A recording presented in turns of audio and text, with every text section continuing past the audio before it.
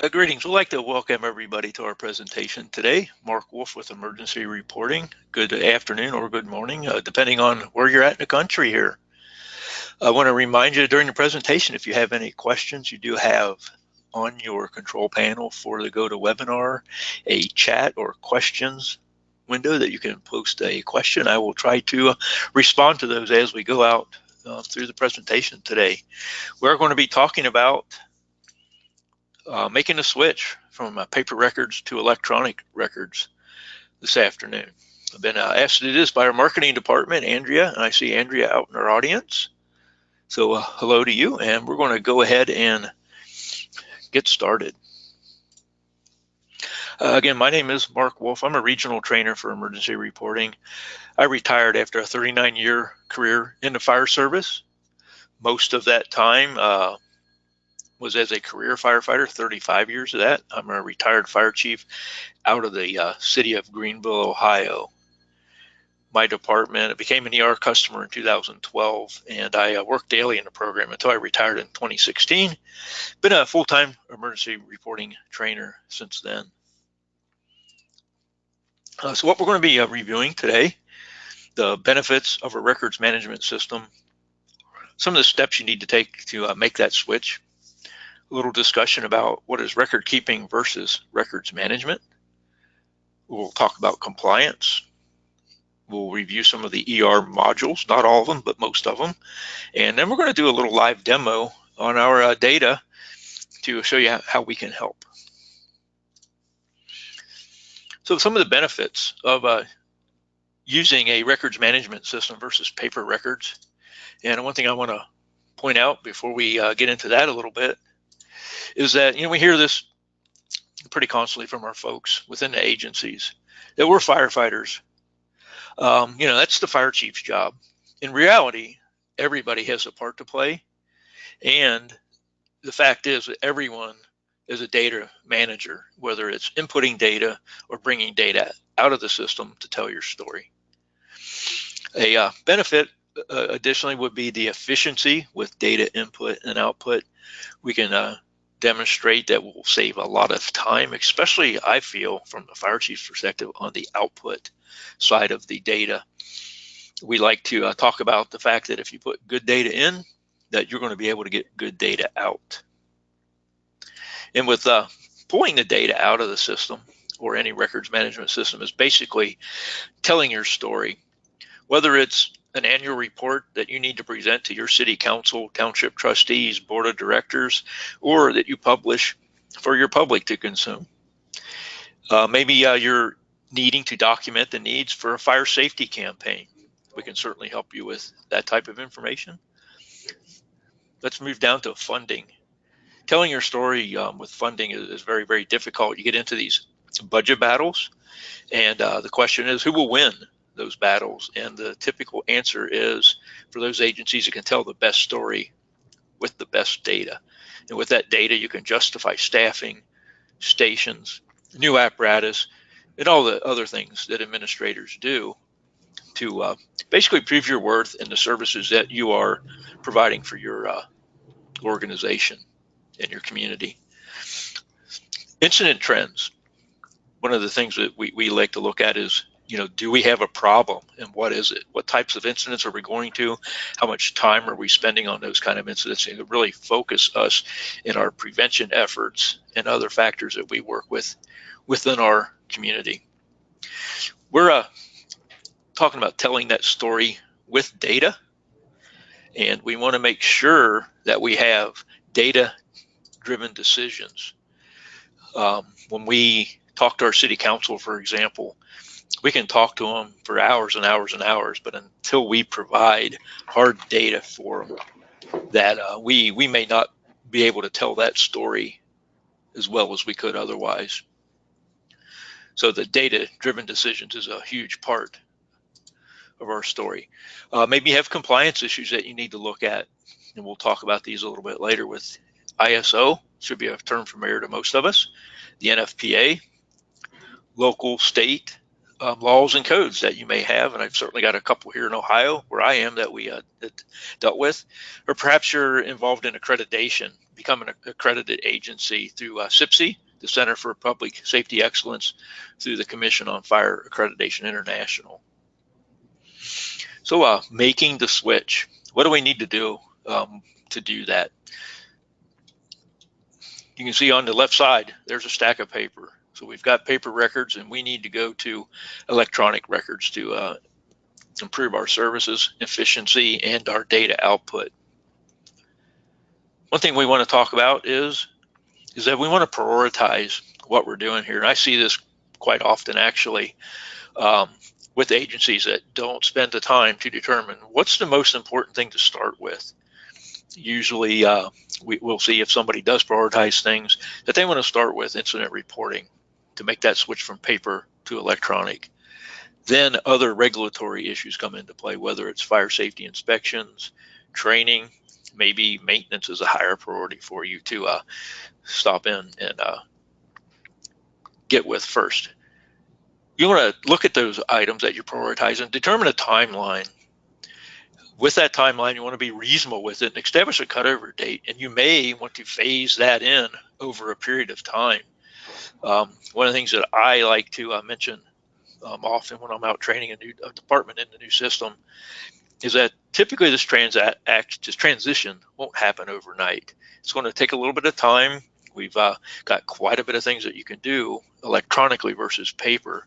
So establish a reasonable cutover date and then do your planning.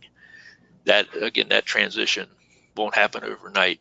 Another important factor you want to take a look at is to train your agency.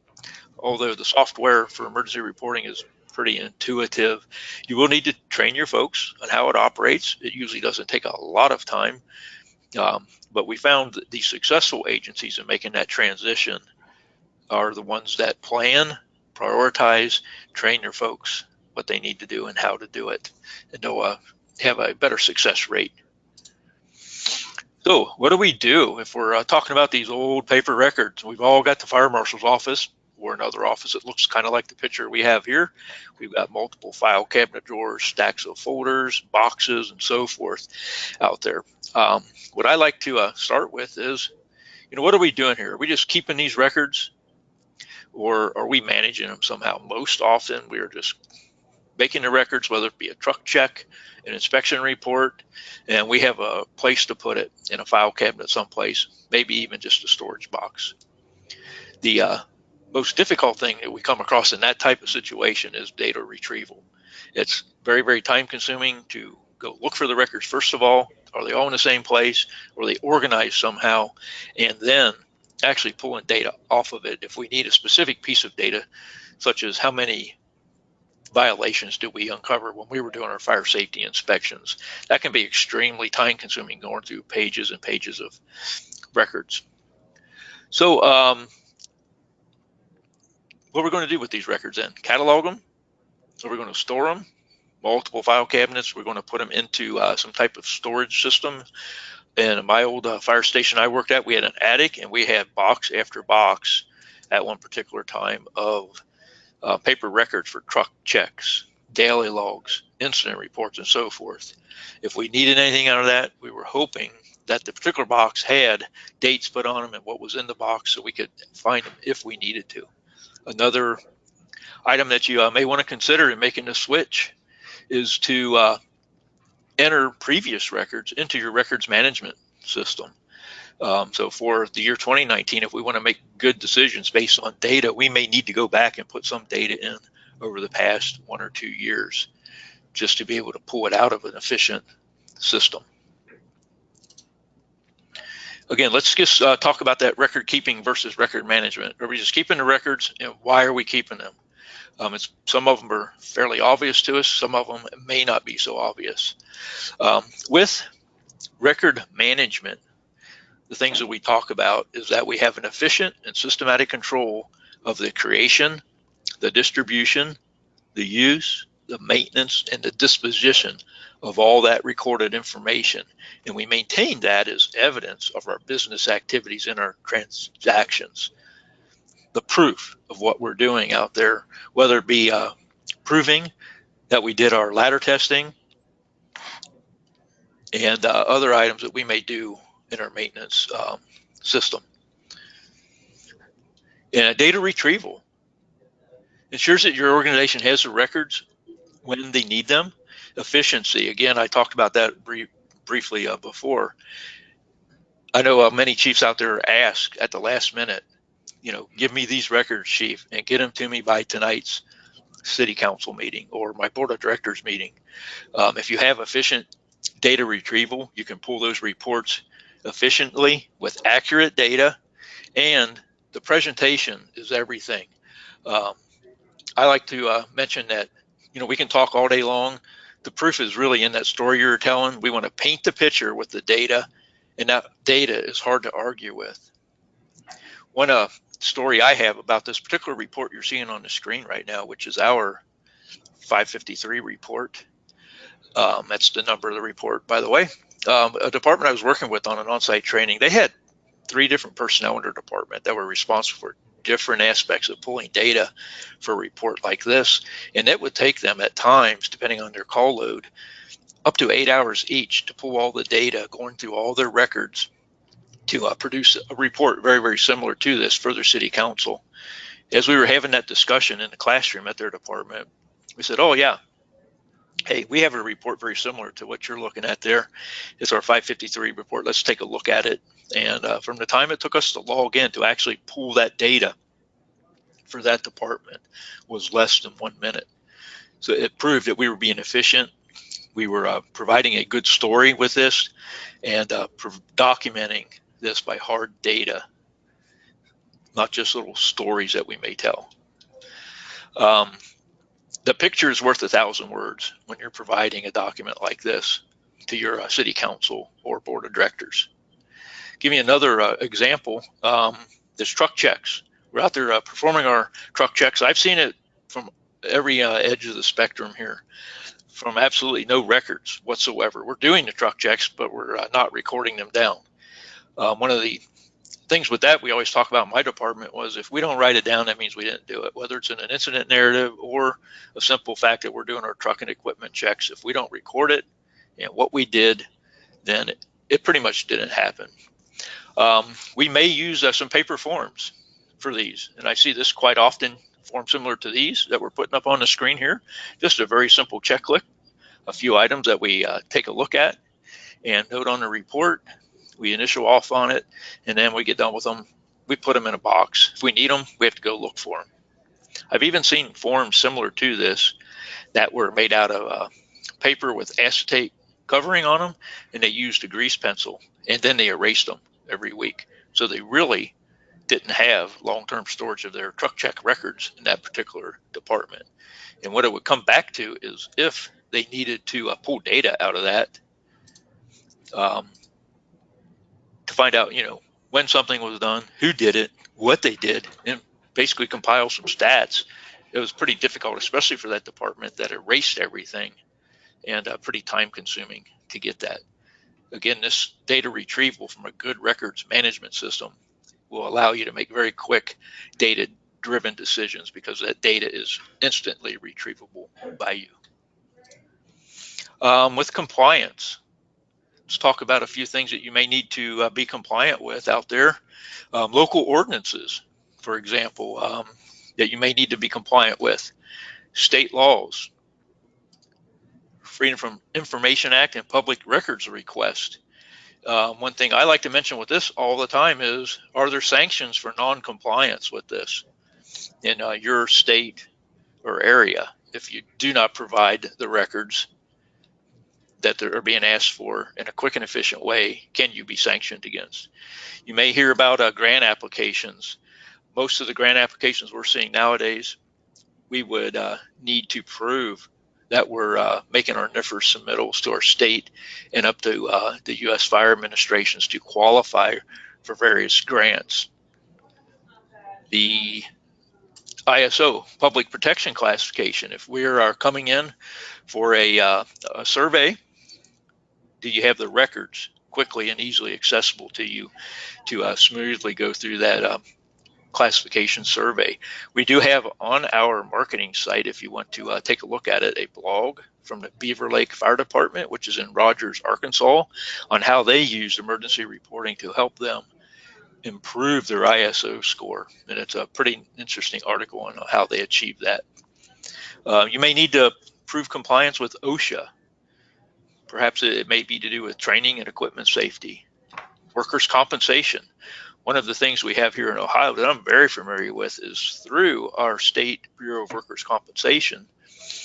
That is where the fire departments are required to provide certain tests on equipment, such as hose, pumps, ladders, your breathing apparatus, and so forth, and being able to document that.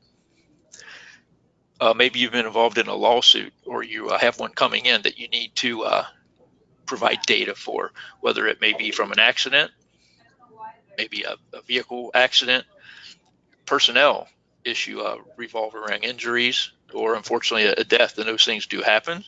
You can use your good records management system to help you with providing data for your state or your federal benefits programs. And the bottom line is you want to protect yourselves with records. Was I doing everything I was supposed to do? And where are those records? And can I prove that I've been doing that stuff? So that is basically a few things that we want to talk about there. We're going to jump down here and cover some things as what can we do at emergency reporting to help you out. We're going to go through a few of the modules and talk about a few things. The first is a daily log. Many agencies are using some sort of daily log, whether it's handwritten, maybe just typed on paper, or an electronic document is developed through a word processing software. But pulling data out of most of those would be pretty inaccurate and time consuming. I was at recently at an on-site training, for example, at a fairly large metropolitan fire department. They were still just a year ago recording their daily activities per company in these large journal books, all handwritten. And if they had to pull data out and compile it out of those, I would imagine that would have taken them quite some time. So basically, our daily log is our record of activities. We base ours upon things that we call activity codes. You can customize that activity code list to help you out. And there is essentially some very easy reporting capabilities to our reports module to pull data out on what we're doing in our stations daily. Incident reports, whether you are needing to do your NIFRS reporting, first PCR, which would be basically equated to the non-transport EMS agencies, or if you're transporting patients, clean up through our NEMSIS 3 EPCR program.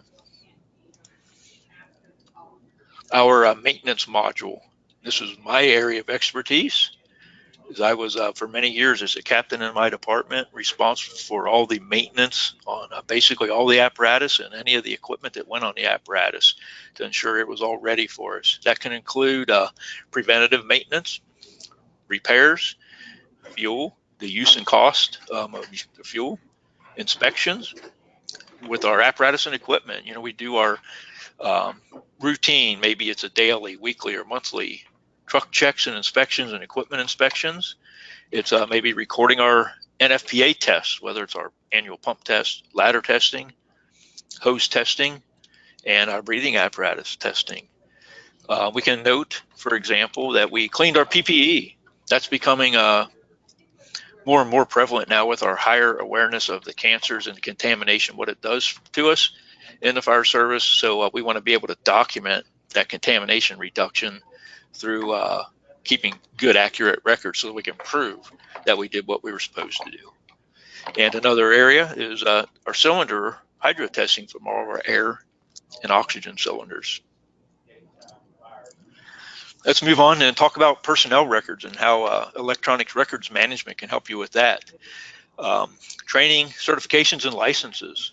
Basically, in emergency reporting, if you need to and desire to, you can go 100% paperless by tracking your certifications and licenses through the system. Training attendance, whether it's certification training like Firefighter 1, Firefighter 2 classes, or continuing education, that is becoming more and more prevalent as well with the needs to document EMS Con Ed In some areas, you may need to document Con Ed for your firefighters, your inspectors, or even your fire instructors. Payroll, if you're involved in providing payroll services to your agency, we can certainly help with that. And also just the basic personnel records. We like to call it our electronic file cabinet.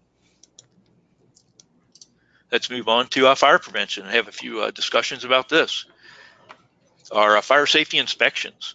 Again, this is an area where we can go 100% paperless in our occupancy module for our inspection forms.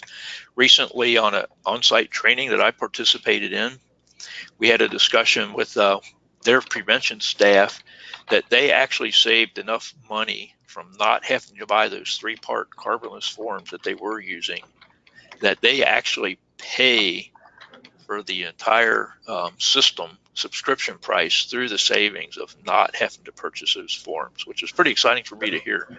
I know those things are expensive.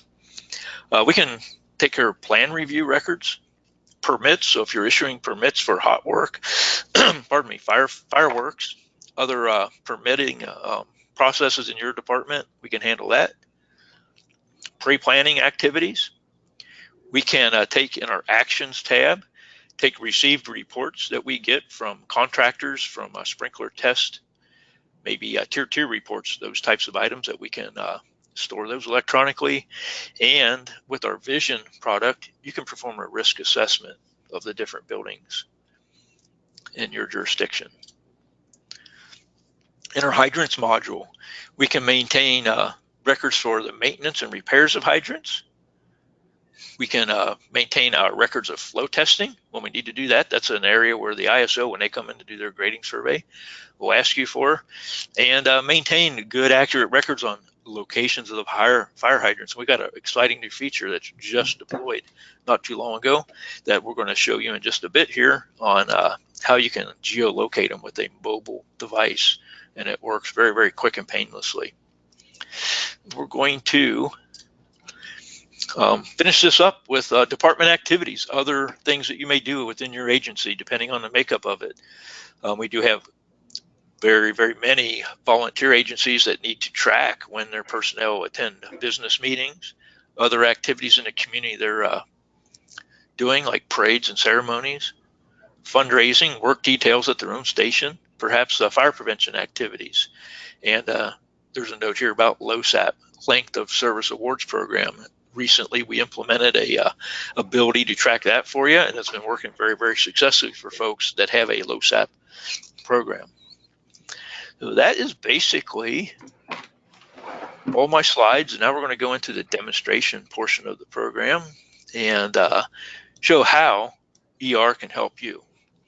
Now, what I've done is to arrange for the actual showing you of some reports available in the system to demonstrate the things that I'm going to show you here through the Midwest City Fire Department down in Oklahoma. We'd like to thank them and appreciate them allowing us, with their permission, to show you some of their real live data. And we're going to get into that. Before we get to that actual demo, I want to talk about some of these slides that we're going to go through. They have a giveaway that's going on right now. You can sign up for and enter to win that. Our new feature that we had just put out is using the GPS in a mobile device to map your hydrants exactly where they are. We have a partner company, Fire Recovery USA, that can help you with your fire and EMS billing issues. We have a new feature in addition to the hydrant geolocating that we just rolled out not too long ago, is the ability to submit your PCRs directly to a hospital. We have several white papers available. The most recent is the ability to check out how we can help you get more grant funding. And last but not least, I want to talk about our regional training academies. We have one upcoming here in a few weeks down in Dallas, Texas, which that particular regional training academy is sold out. Our next one we have available is in Anaheim, California, and we have just recently scheduled one down in New Orleans. Now, I did put in the chat the links to go to our Eventbrite site for both of those, the Anaheim and New Orleans. that are being advertised and sold now. And it's exciting for us to report that we have even a couple more that we're working on scheduling right now. And when all that is firmed up, you will see the advertisement for those as well. So what we'll do now is go ahead and get logged in. The account we're getting logged into right now is my training account that I use, and we're going to show you a few things in here, and then we're going to actually jump over into Midwest City's account and take a look at their live data. The first thing we're going to talk about is our daily log, and I've made a few entries for the day at the bottom of the page. As you can see, this is our electronic daily log. We've got a note here about our activity. This is based upon what we did in my department, is that we noted the weather conditions every morning at shift change. The next item up here, as you can see, is a pass along. We've got an activity code specifically for that. In the details section of the log, you're seeing where they're making some notes that we've got an engine that needs to be taken to the shop. We've got a note that we've got a street closer for the day for some waterline work, and that we've got a maintenance tech in to perform our annual flow test for our SCBAs. So we can do presentations like that with information to our next shift oncoming. Here we've actually got one that we did every day in my department, was put in an activity for our shift change, and then we would note the personnel that came in on shift so we could verify that yes, they were here. And right above that, you can see I've got a note put in here for documenting that we did our daily truck checks for engine 301. Everything was okay with that. And you're going to see one more item here in just a little bit that we can demonstrate to you that some data can be automatically added to your daily log, which saves you a lot of time and energy and increases the accuracy of all the data there. So right now I'm going to jump over into, which I've previously logged into, Midwest City's account, and to show you one of the reports that I ran quite often in my department off of our daily log was a good old 906 report. And we're going to wind this back and show you February of 2019. And just take a few moments for this report to render, and you can see how quickly we pulled that data for an entire month for our activity codes. And we have a number of reports. This is just one of the number of reports that are available for pulling data from your daily log. And you can see it's activity code based. This top item that we were cleaning apparatus, we had 24 personnel and items involved in that, and a total of 25 man hours for that throughout the month. And as we come down here, we can see that we've got all these other items that they're pulling data from. For example, training. They have over 1,500 hours of training documented within 1 month. Quick down and dirty little report that we can pull to show us all the activities, what's important to report out on in your agency. And you can see down here we had over 2,200 hours of man hours of activities in the department. And let's scroll back up on this a little bit. And one thing I don't see on this particular daily log entry, unless I missed it, is the incidents, which is one of the things that we can pull into a daily log automatically. They must not have that linked up. But when we're doing our incident activity, that can be quite a sizable amount of time involved in that as well, that we can demonstrate very quickly and easily. And again, just one of the reports based off of daily log activity that we can quickly produce. Let's go into our incidents module. I set up earlier an incident. This is our main incident grid page, and you can see we had a call I put in earlier on a smoke scare, just a very simple incident report to demo for you. This is our summary view, and we're just going to go in and page through the modules to show you basically what they look like. Most of these are pick lists that will pull this data from, and it all comes out of the NFIRS coding standards. We are proud to say we are 100% compliant with the NFIRS validation standards. And essentially, as you're putting data into your incident report, we will not let you make a mistake. You can see at the top of the page under those module buttons, there's all green lights there. That means all the data is in it. It all validates to the NIFRS validation standards with data. You can see our apparatus page very quick and easily. We can put data in here, and the feature that we have is a CAD link that can bring your data in automatically from your CAD, where you don't have to individually fill in the times from each vehicle. We can get that pulled in from your CAD. Yeah, move along here to Basic Info 5. If we did have an incident that had a property loss, we could certainly put the value and the loss here, so we have the ability to track that. There's multiple reports where you can pull that data from. Our incident narrative. And in this particular case, we have the ability to require our personnel to put in a narrative, at least one, or we can require every vehicle that went on to the incident to put a narrative in. Next module over is a files module. We can park documents in here like photographs. If we have a floor plan sketch that we made of the building, we can put that in here. And then we can actually, one of the features I like to show is a zoom. So we can push that out and display it where we can really see it on our screen. That one's kind of fuzzy. But if we did this fire here, you'll see that where we can zoom out and see a little bit more detail in the picture. The next module over is the custom questions module. If you need to collect data outside of the NIFRS data fields, in this particular case, these were set up for a military base. In some instances, they have to notify their base commander, so they have a selector, yes, no, or doesn't apply. Did they use air support? This base is actually fairly remote, and a lot of medical issues that they have there, they fly the patients out instead of ground transport them because of the time and distance involved to the medical facilities. This can be set up custom to your agency. The next module over is the payroll module. In this particular module, if we're paying our personnel by hours or we're using LOSAP and awarding points, we can issue those points and move right along with this. I like to point out too that this particular module is dynamic in that the different sections of it, the pages such as the structure fire module and so forth, will open automatically for you based upon the data you're putting into it. It again works pretty intuitively, and we basically will not let you make a mistake, so that you can be reassured when you're sending your data off to your state or to FEMA that it all validates. I'm going to come in and actually complete this incident report right now by putting my password in, and I'm going to review it.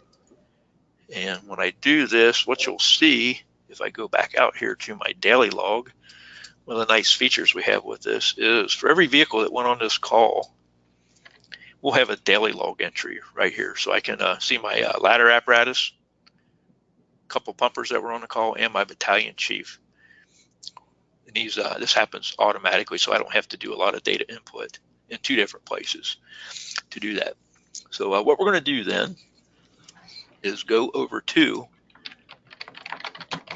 Midwest Cities account here, and we are going to pull up the 553 report, which I showed you before, but this is some live data based upon them. We're going to go back to last month, February 2019. Leave the parameter for zones, all zones, and yeah, kind of. Is it just like we go in for attendees? I don't know. I can't tell. It looks like pull that data Because, up. I didn't get I used my organizer. We are going to be able to show you this. What I'm going to do is zoom out on this a little bit so you can see it all on one page. So we present the data in a pie chart up here based upon our percentage of calls and the major classifications. This would be fires are the 100 series, for example. Service calls are the 500 series, for example. And total of 579 calls in 1 month. So you can see this is a pretty busy department. And the nice thing about this report is, in addition to this breakdown on the first page, if we just go down here to the second page, and I will zoom in just a little bit on this page, is we'll actually list every incident type and the number of calls within that date range and what is percent of the total. Usually what we see is the fires are fairly small, but when we get down here, especially an agency that does EMS work, that number is usually fairly large, and this is pretty typical. 60-some% of our calls are EMS calls. This is a highly popular report. A lot of agencies use this, and it is very, very quick and easy to pull that data out of. This is, again, that report that department I was working with on an on-site training would take them an entire day, 3 people sometimes, to pull this data to get it to the point where we can present it.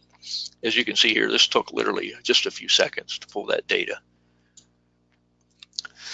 So let's jump on into the maintenance module just to give you a look at what we have here. We will be on probably, let's see, that is theirs. Let me get back to mine.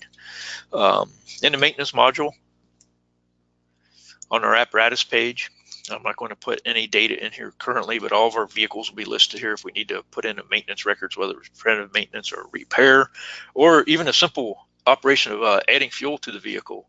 We do have a very user-friendly web app called Fuel ER that your folks can install on their mobile device, and as they're standing at the fuel pump, they can input the data, and it will import it right into the vehicle record in your ER account. I'm going to switch over to the equipment page to show you we have the capability of putting all of your equipment in here. So I've got a lot of fire hose in here. We all have a lot of fire hose. Just toggle down through here and show you that we have all this equipment in here. We can assign it to apparatus people, stations, and compartments. So we know where the stuff's supposed to be, all of our equipment.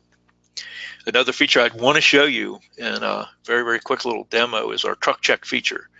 This is our truck checks powered by Halion. This has been released for a little while now, and we're getting a lot of use out of it. And I want to show you how quick and easy it is to get in here. And very, very simply, I'm going to come down here for this vehicle. I'm going to start a truck check. I'm going to use this particular truck check. Now, this form is fairly simple and short, just for demonstration purposes. These are all yes/no selections. So let's say I had an issue with my tire pressure. It wasn't at the recommended PSI, and I marked it no. What I need to do to be able to submit this is to put a note in,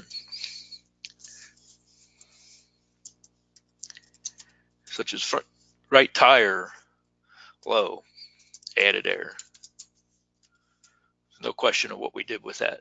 We're going to save that, and now when we submit this report, you will see that we have, in this very, very simple checklist, just for demo purposes, is 7 of our 8 items we're passing, and we can take a look at this report and see what it looks like here. And the other thing I like to show you is we're going to go back into our apparatus records and show you that for that battalion chief's car, right down here, I'm going to swing over to our maintenance history, show you that we just put that inspection in to that vehicle's maintenance record as a routine inspection. Very, very quick and easy to do. And we're seeing a lot of success with folks using the electronic capability. There's no paper. You can get to that. No paper involved with recording truck checks. Now, what we'll do is just show you an example of this. We'll go back over to the Midwest Cities account, and we're going to go in and take a look at the 600 report, one of the reports available for maintenance. And we are going to pick, I've got a note here, February 2018, and we're going to come down here to their engine 2 and create that report. And we'll be able to see within just a few seconds what maintenance activities were performed on engine 2 in Midwest City. Zoom in on this a little bit. See, here we have our few notes here. And basically about every day of the week, they're doing a daily checklist, and they've got one here that's titled a weekly checklist. In our truck checks, you can create 2 checklists.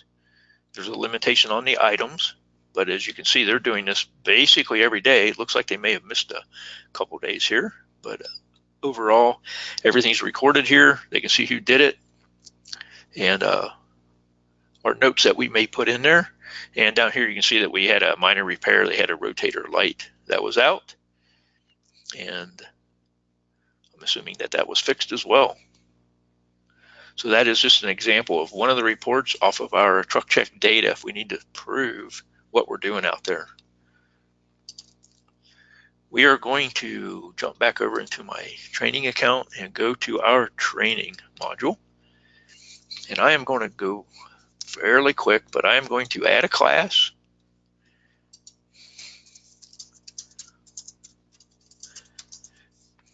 We will call it something like, let's say we were doing engine company ops. I've just put in a very simple description. This is my class for today.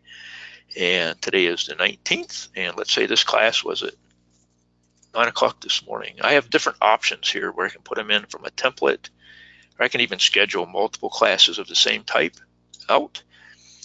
When we go into the actual training record itself, pretty much just like our incident reports, red lights and green lights. If you got red lights, it means you're missing data and you need to put something in here. We'll note an instructor. We'll put my buddy, Captain Jim Shue, as our lead instructor. And we'll just march on down the page. And I'm skipping some of the optional fields. The ones with the red font are the required fields. And we are going to say that we did some, let's say some airway training. I know that may not match with the class category that I put in, but I'll show you that what we can do here, we can put multiple topics into one training record. So let's say we did a couple-hour class, but we did a couple different topics. As you can see here, I can say, oh, I had an hour of this, an hour of that.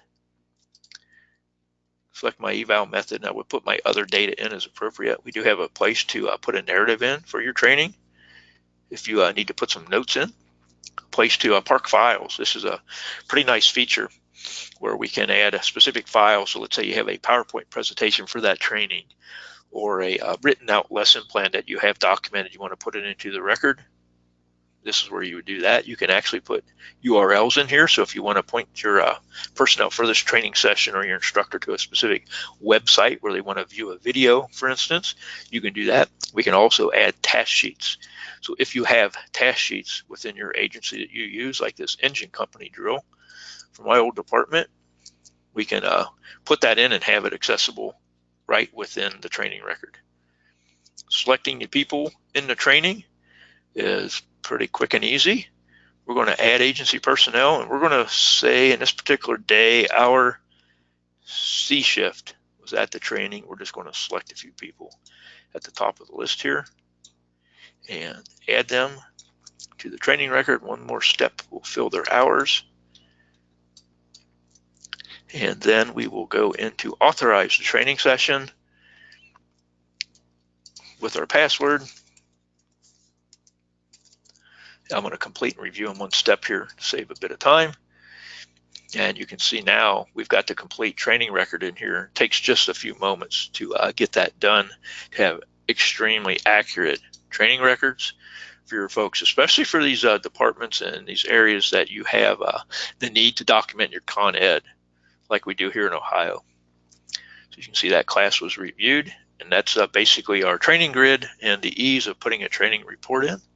So let's go ahead and jump then over to Midwest City again, and we're going to go to the 1502 report.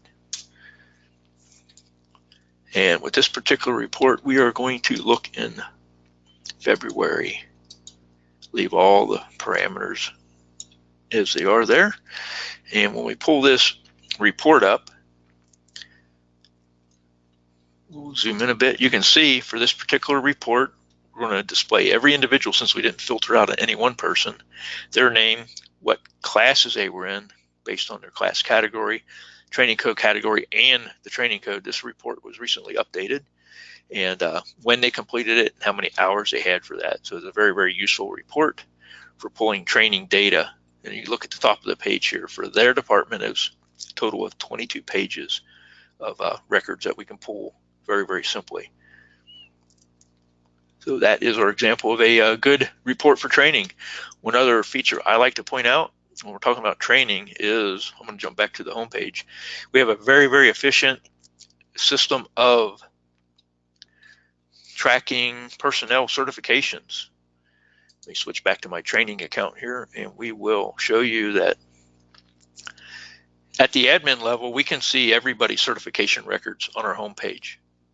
When we set up the system with their certification to display within a certain time period, we can see who's coming up for a need for a recertification and who maybe has their certification has expired. In this particular case, our personnel barbed wire will give a good selection on that name and see that her wildland refresher needs to be updated. Maybe a little couple days late on providing us the paperwork on that, but a very simple process. Now we'll come in and renew that. And let's say she did get it renewed on the 16th. And I have the habit of hand typing them in. I think I can just do a little bit faster. And maybe this is good for a couple-year period. We can go pull this off our calendar as well. And there's our expiration date. We can enter notes, and we can actually capture an image in here from a PDF file, for instance, or a picture JPEG type file, and save that. And we can save all their certification documents electronically, thus keeping us away from paper records. And now you can see all those little warning triangles we had went away because her certification is now good for another couple of years. And if we go back to the home page, you will see that that has been removed off of our certifications because we went ahead and got it renewed. So let's see what else we're going to do here with personnel. We're going to take a look at one of the things that we may need to do, especially for those departments that are using low SAP, and they need to know, for example, when people came in the department, their promotions and so forth. We have the ability to track all that in our electronic file cabinet. In addition to all this other information in our history tab, we can track by putting in starting and ending dates of our personnel's employment history within our agency. This is a very simple record. We had Russell Bodine come in on June 1st, 2012, fulfilled his probationary firefighter period, and got bumped up to his regular firefighter status. And you can see an example of that. What I want to do with this is go to our friends out in Midwest City again and show you some live data. And this is the 1400 report that pulls data. And for this particular report, I'm going to focus on Howard Bobout. I hope I pronounced his name correctly. We're going to create this report. You can see in this particular case, his employment history. And this is just a little bit more extensive. That's why I went to it. Okay, their hire date, promoted to firefighter 1. As you can see, progressing up through the agency, or reclassified to a senior firefighter, promoted up to apparatus operator, captain, and now major within the department. This guy went up pretty quickly. As you can see, he came in at year 2000, and by 2009 he was being promoted to a major. That is one of the ranks they do have down in Midwest City.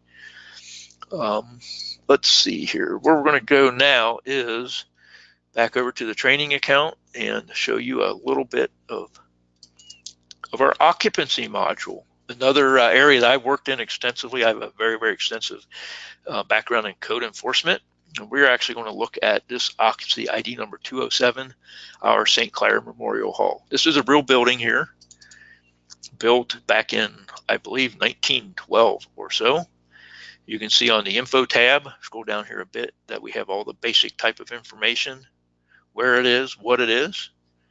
We're going to just swing through all these tabs up here. We can list our contacts, just a few or multiple if you need them.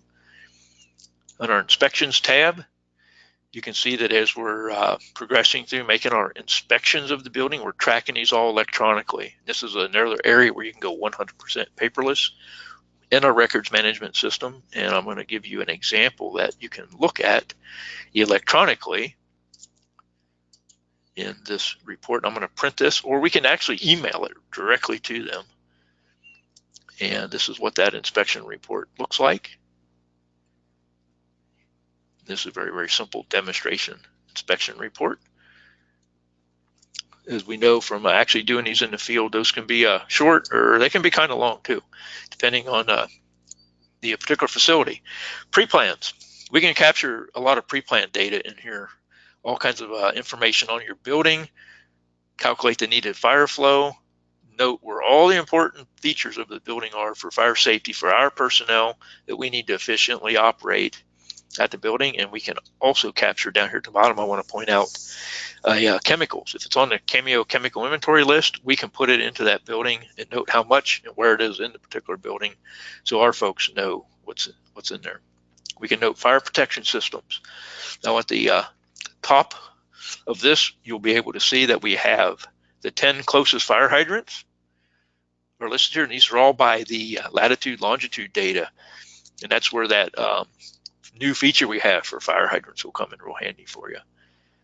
You can note whether you have fire department connections, sprinkler rooms, and actual fire protection systems like sprinkler systems, alarm systems, fire extinguishers, and so forth in that particular building.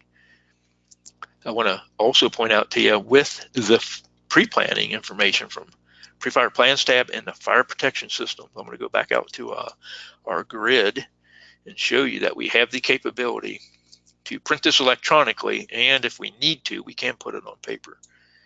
And here's the example for this particular building. All that information that we can put in for a building is available here. And you can see we've got our hydrant locations, our chemical inventory, and then even images of the particular building. If we take photos of it, what's common now is that some people are using drones and they're overflying the building using a drone and putting a short video of that in here, which I think is pretty exciting. So that is just a brief little demo of what you can do with the pre-plan and fire protection data, is to print that out. Next door to that, we have the files tab. This is where we can actually post those pictures in here. I just have a few. Floor plan is another great idea to put in here. If we're issuing permits within our agency, we can track those electronically here. We can print them out onto paper if we need them, but again, this system is designed that we'll send it electronically via email. We have the hazards tab. This is our vision product. Essentially, after we complete a lot of data in this particular tab and in our pre-fire plans tab and our info tab, we can calculate up what we call an OVAP score.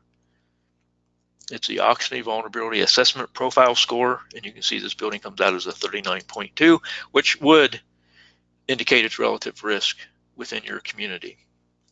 And last but not least is the Actions tab. This tab, we can store data. So if we're getting those sprinkler reports, contractors, test reports from sprinkler contractors, tier 2 reports, other paperwork, we can store them electronically within the system, reducing your need to have paper records. To sum this up in the report format, we're going to go back over to Midwest City, and we're going to run report 1751. This is a completed inspection report. So you can see very quickly, I'm going to run this for the entire year of 2018. What was their inspection activity? And we can take a look at this. In just a few seconds, we can pull up this data, and then we can review it pretty quickly and see at the bottom they made 1,031 inspections in 2018. So it's just that quick to pull up this data. This is the nice part of the system, is these reports render very, very quickly, and they're going to pull the data that you enter throughout your year very quickly. Got a couple more things to look at here. We're going to jump into the hydrants module and show you that we have a grid. This is very similar to our other grids, listing all of our hydrants. I'm going to show you that geolocating feature. Now I'm on a PC, so the actual geolocating isn't as accurate as it needs to be. So if I'm putting in a new hydrant in, it's just a few steps. I have to give it an ID number.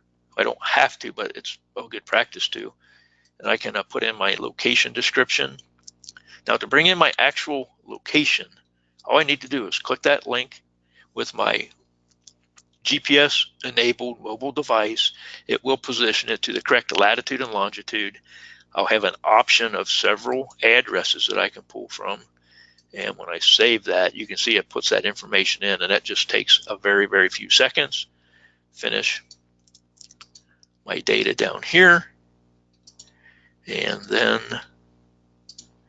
save it. And I have added a fire hydrant record into the system using the exact location using my GPS-enabled mobile device. We can also track all of our maintenance issues with this. We can generate work orders, and we can do some bulk operations in here to show you that what we're doing here. I'm going to show you that we're going to filter to complete, yes, and we can sort this by date too. Oldest to newest or newest to oldest. And it's just that simple. And there are multiple bulk operations available for the fire hydrants to input data in large groups, minimizing our keyboard time. Also, we can track flow test data. In these particular flow tests, I'm going to just show you, let's say this one right down here. We use within the system the NFPA 291 flow formula. Input your data and you're going to get an answer fairly quickly.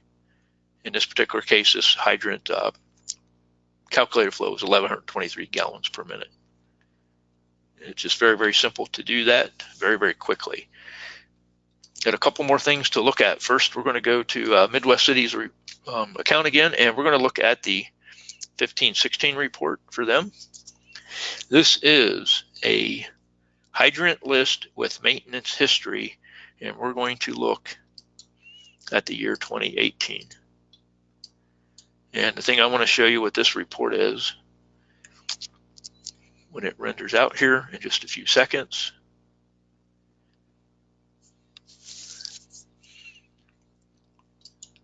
This report for Midwest City is 214 pages long. So it tells us they've got a lot of fire hydrants and they do a lot of work with them doing hydrant flush, the kind of things that most fire departments would do out there in the world. So we pulled that report up in just a few seconds for 214 pages of data. One last thing we're going to demonstrate, and then we're going to see if anybody out there has any questions, and that is our events module. So if your agency is needing to record events within your department, we're going to come in and say we have a public relations education event. So we're doing a fire safety education program for our community, or maybe a CPR class that we're doing. We're going to present that CPR class. Let's even go back over here and say, okay, this is the AHA CPR class, 2 hours, Fire Station 1, and we're going to indicate what personnel we had that taught the class. Let's say we had three personnel there, and we're going to, in this case, fill our hours and points, make a selection here of some payroll, and then just that quick and easy, we can enter that information and pull data back from it. This can be business meetings, parades, any type of activity you need that isn't captured in the incidents, training, maintenance, hydrants module, and so forth, that we can pull reports from. We'll jump right back for one last time to Midwest City, and we're going to run the 1118 report. This particular report displays events for event type, for event category, for a date range. And we are going to go back into October of 2018, and we're going to pull in their public relations data and the event type, public relations, create this report, and just in a few moments you're going to see that they've got a pretty good list here of things that they did. Community Family Festival, most of these are in the month of October during Fire Prevention Week. That's why I pulled this particular data from. They were pretty active out there, going to a few locations within their community, as you can see here. And all this can tie directly into your LOSAP if your department is needing to capture all your LOSAP information. So with that, that is basically the presentation that we wanted to make today, switching from paper records to electronic. I know it's a pretty quick little demonstration. We've got a lot more capability in the system that I demoed to you, and they mentioned to me they wanted me to take an hour, and look at that, we are exactly 1 hour into the program. So at this point, for anybody that's left out there with us, if you have any questions, certainly go ahead and type them into the questions section, and I will just take a moment here to wait and see if anybody does that. And if not, we are going to put this one in a record book and call it a day.